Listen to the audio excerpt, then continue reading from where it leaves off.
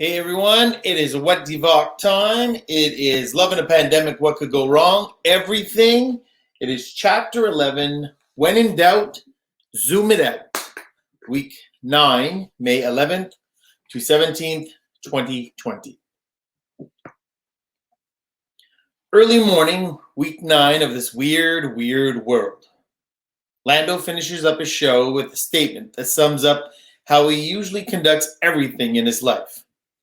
I don't take responsibility at all. This is the fault of, as he names and runs off agencies and governments, foreign countries, and everyone under the sun for the state of affairs that the world is presently in. Monroe is sitting alone yet again, which is happening more and more, in his chair listening to the radio show. His love affair with Lando is waning considerably. The fact that Lando didn't do what's right for his grandson doesn't sit well with him. Back on the air, Lando says, "We are waging a war against an invisible enemy." He pauses. "Listeners, you've heard it here first. Mark it down. Lando told you this is an upside-down war where old men are dying and young men are talking." Monroe shouts at the radio, "Hey, that's my line!" Lando continues, "We failed our seniors, failed. We have had many long-standing deficiencies within our senior care system for way too long. This pandemic has simply exposed it with a shockwave of physical, mental, and emotional suffering. Our old men and women are dying because of the decisions made by our young men and women. Inexperienced politicians and the generation of change, our young people, the all-about-me XYZs, literally flaunt their disdain for the rule of law and the lives of older Canadians. This is a huge reason why our freedoms are now in jeopardy.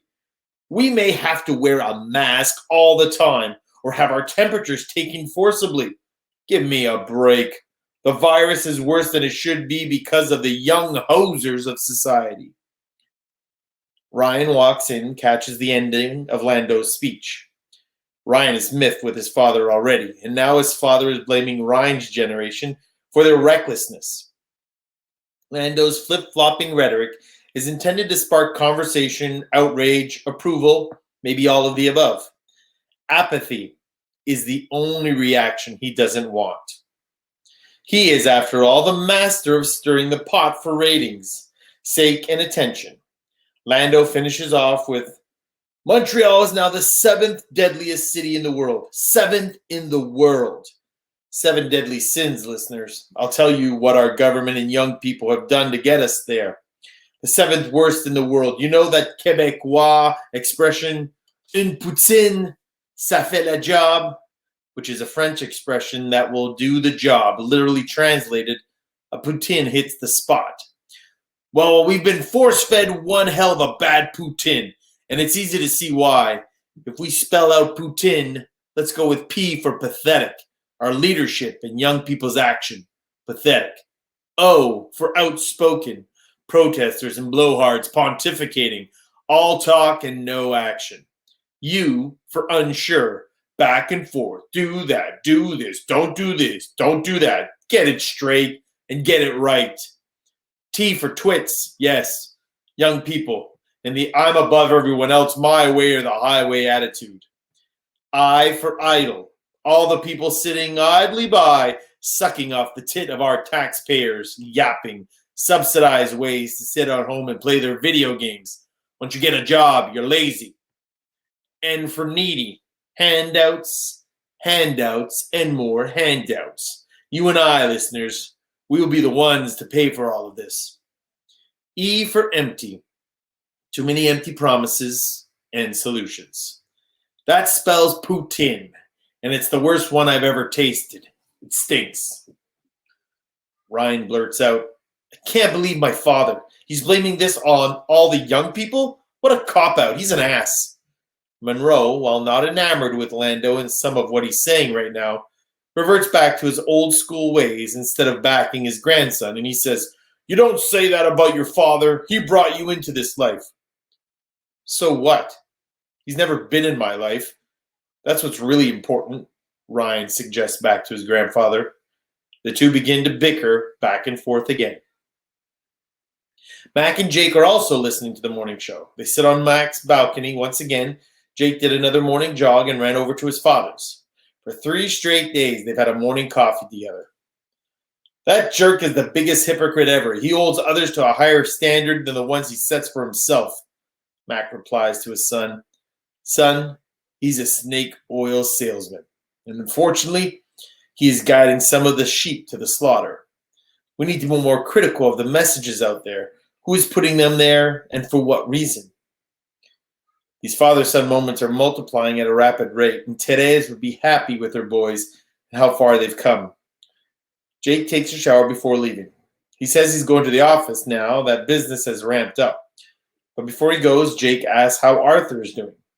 Mac is worried because Arthur doesn't look good and doesn't want to hang out very much. As Jake leaves, he decides to knock on Arthur's door. Arthur slowly answers the door and he looks horrible. Right away, Jake suggests to Arthur that he should go to the hospital. But Arthur flat out squashes that idea once again. There are sick people there, and I'm just a little under the weather. I haven't seen anyone who has this virus thing, so it's not that. But how do you know, Arthur?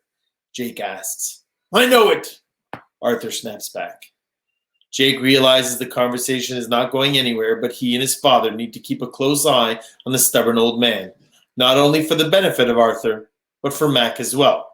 You can't be too careful, and Jake heads home instead of going to work. He has a secret digital date with Kate. While last week was volatile in Emma and William's home, this week has been the complete opposite, but not necessarily better.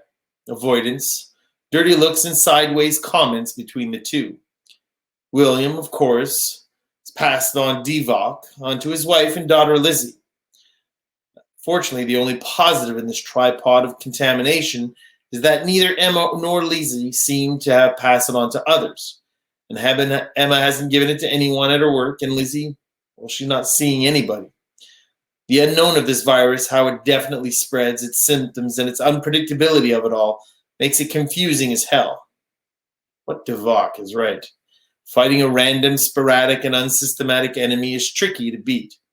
This is definitely no regular war. A bold move is imminent. Jake and Kate have kept the train chugging along in the mostly digital courtship, but they've agreed to try something a little fun, dangerous, and we would say naughty.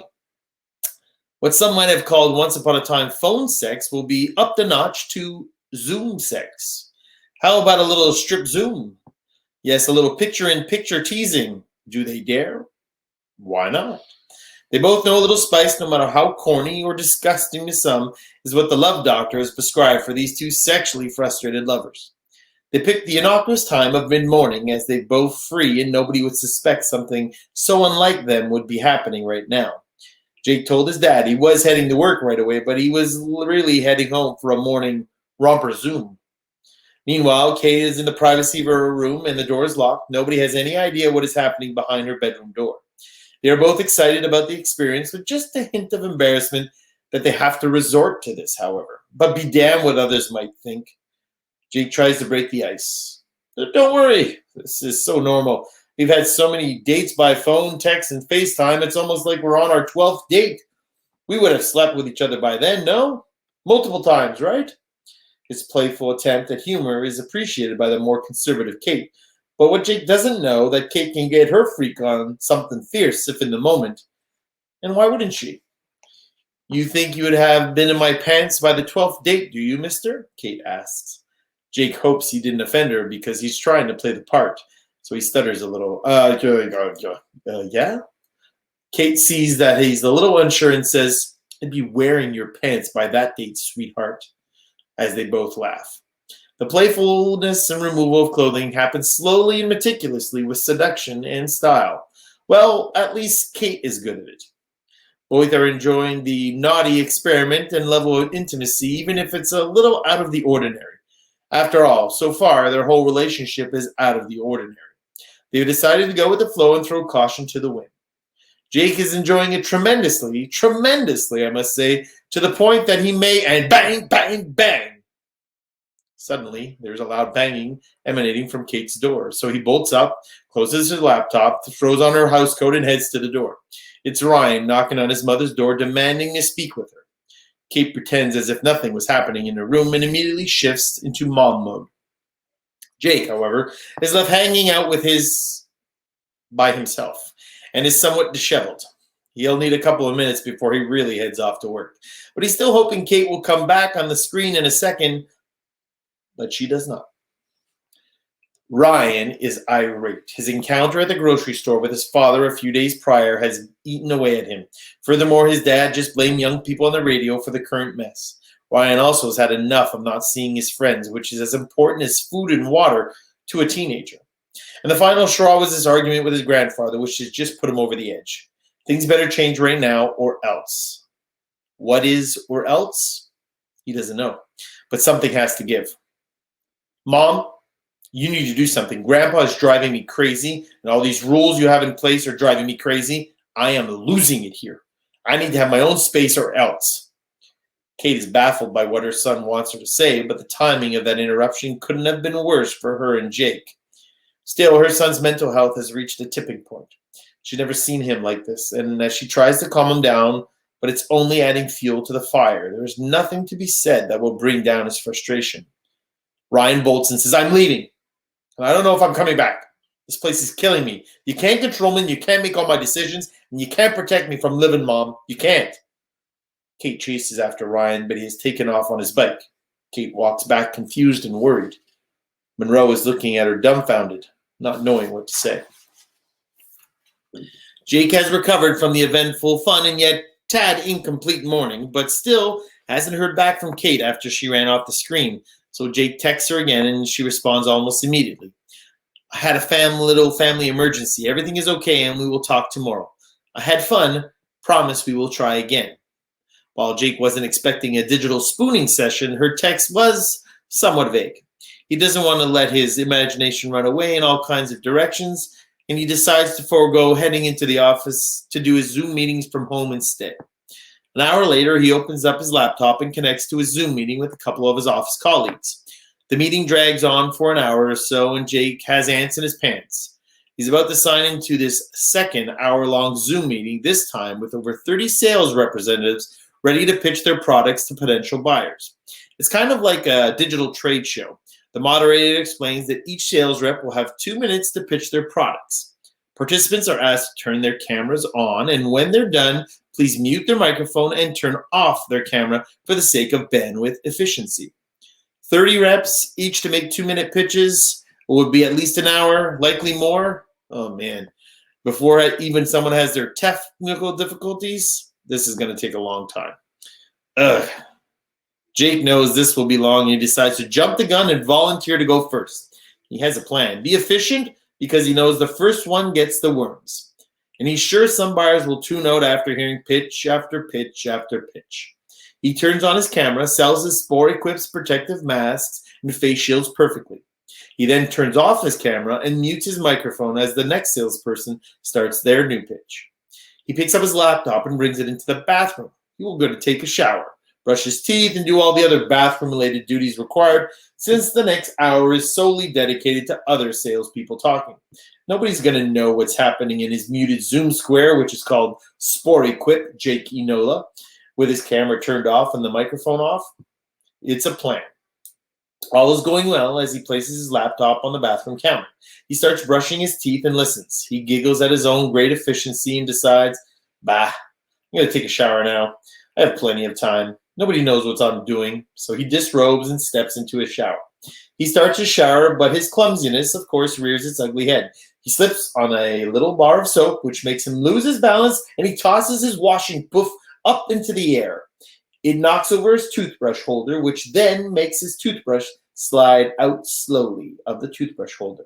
Jake looks immediately at the computer. Everything is fine. The poop just landed near it, so he goes back to showering, not thinking anything of it.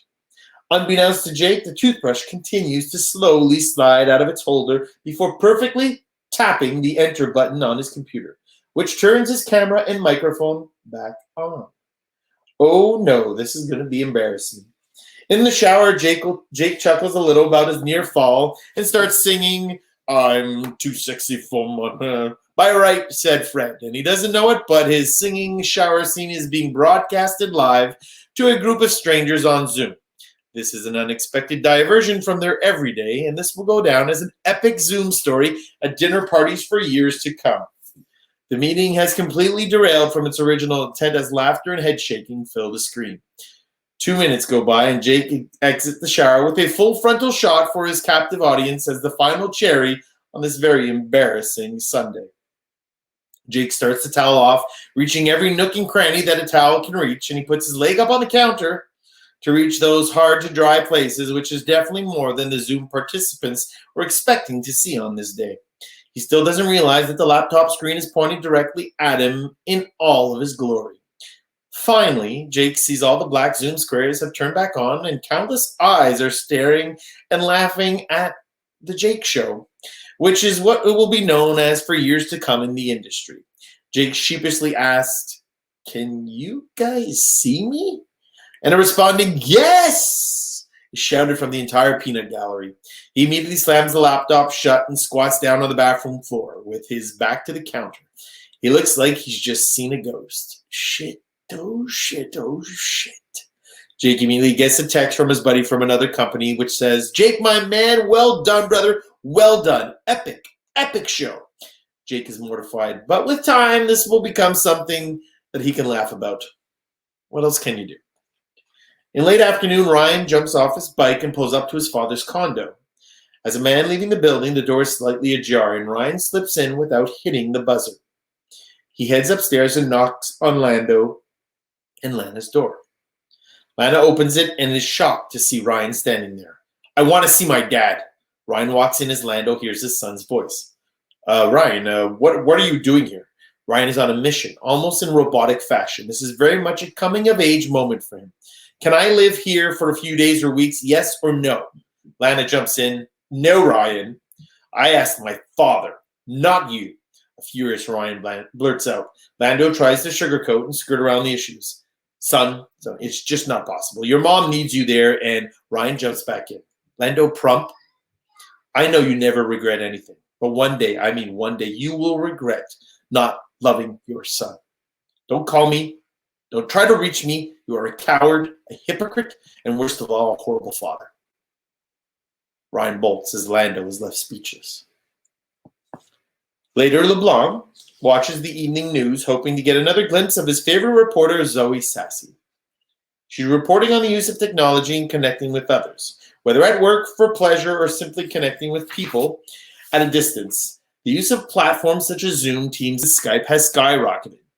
Zoe is doing the report from her house, and LeBlanc notices something in the background. Oh, she's single. No pictures of her with someone else, just her cat. He thinks he has a chance. It is destiny. When I see her again, I am asking her out. Zoe finishes up her report, and along the lines of people using technology to help connect with others during this pandemic, this is a cautionary tale for all of you. One local man had a showering experience today during a business meeting. Those who attended the conference call saw more than they had bargained for. A short clip of Jake's shower scene is playing since someone in the Zoom call started recording today's soapy serenade and put it on social media. LeBlanc is looking at it, squints, and his jaw drops open. Jake? He immediately picks up the phone to call his buddy, and Jake picks up and says, I know. I see it." LeBlanc laughs hysterically. Jake is even more embarrassed. The day had started off with some fun, but it seemed to have faded away as Kate is worried sick about her son and what transpired earlier. She feels as though she let him down, and she feels that the time she has spent for her own wants has made her less present to see what's really happening around her. This must be part of the reason why Ryan was so upset and ran off. Is it partly her fault? A mother's guilt weighs heavily on her shoulders. What a burden to bear, and so unfair for her to put this all on herself. But like many, we are our own worst critics. Monroe and Evelyn explain that this is not her fault, but Kate does not listen. And with all the commotion of this day, Kate hasn't scheduled any random testing for herself or her family, as she was planning to do, for the just in case. And now, considering that both her parents have the virus without her knowing it, this could have irreparable ramifications for her parents moving forward. Evelyn has been under the weather, exhibiting small signs of fatigue and lethargic energy levels, but nothing overtly serious. With all the action happening, nobody is really in tune with her increasingly un-Evelyn-like demeanor. Kate gets a call from Lando, and he explains that Ryan was at his place and wanted to live with him for a bit, but he's taken off. Kate only wants to know where Ryan is now. The phone conversation is not pleasant. Kate continues to sit worrying, calling his cell phone and worrying some more. She's even contemplating going on a search for him or calling the cops. The family agrees that they'll wait a little longer before going that route. Her parents sit worried as well, trying to keep calm. Monroe never mentions that he went to see Lando about Ryan, as he knows this would only make his daughter more upset. Ryan suddenly walks into the house at around 8 p.m. and says, "Mom, I'm home. I'm here, and I don't want to talk right now. We can chat tomorrow, but right now, I need to be alone." He slams his bedroom door. The three adults look at one another with relief, but with also sadness, as they know Ryan, the son and grandson, is heartbroken and shattered from feeling no love from his father. And that, my friends, is chapter 11 of What DIVOC. See you next time.